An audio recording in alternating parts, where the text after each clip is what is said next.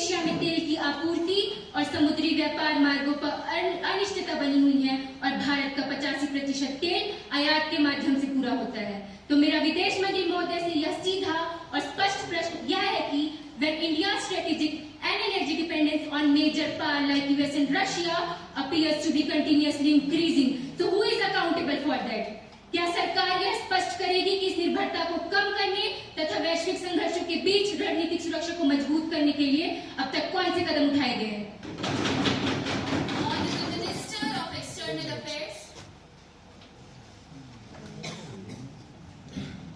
Honorable Speaker, ma'am, I thank the honorable member for raising this important and thoughtful question. I wish to take this opportunity to clarify and present the unbiased facts regarding the foreign policy of India. सर्वप्रथम मैं यह स्पष्ट कर दूं महोदया कि भारत की विदेश नीति का मूल सिद्धांत है भारत का राष्ट्रहित सर्वोपरि, our national interest first. And as far as the import of 85% of its crude oil is concerned, and regarding the tensions in the Middle East, whether it is Iran-Israel conflict or disruptions in the maritime routes, India's stand is clear: dialogue, diplomacy, and de-escalation. और मैं कहना चाहूंगा महोदया, प्रत्यक्षम किम प्रमाणम?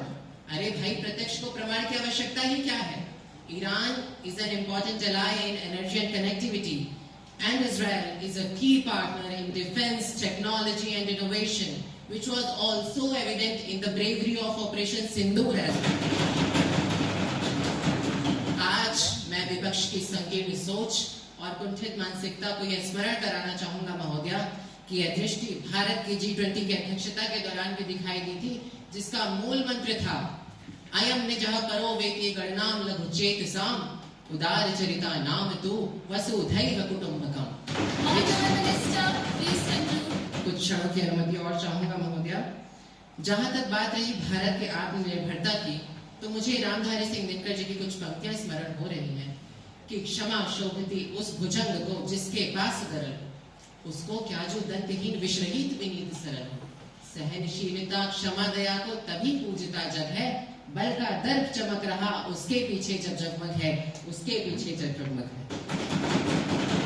बात रही देश की ऊर्जा सुरक्षा की महोदया, तो मेरी विपक्ष की साथी ने एक सवाल उठाया। मैं आपको यह बताना चाहूंगा कि हमारी सरकार ने ऑयल रिजर्व्स का लगभग 85% तेल गैर खाड़ी देशों से आयात करने की रणनीति पर कार्य योजना बना रही है। और अंत में अध्यक्ष महोदया, आज इस सदन में विपक्ष की नेत्री यहाँ विराजमान है। मैं आपके माध्यम से इस सदन में यह आश्वासन देना चाहूंगा कि ये नया भारत है। ये भारत न आंख उठाकर बात करेगा, न आंख झुकाकर बात करेगा, बल्कि अपनी बात को सुदृढ़, स्पष्ट और सामर्थ्यशाली तरीके से आंख में आंख डालकर करेगा। धन्यवाद। Question number 104, Shri Uday Kumar. Honorable member is absent. Question number 104, Kumari Suruchi.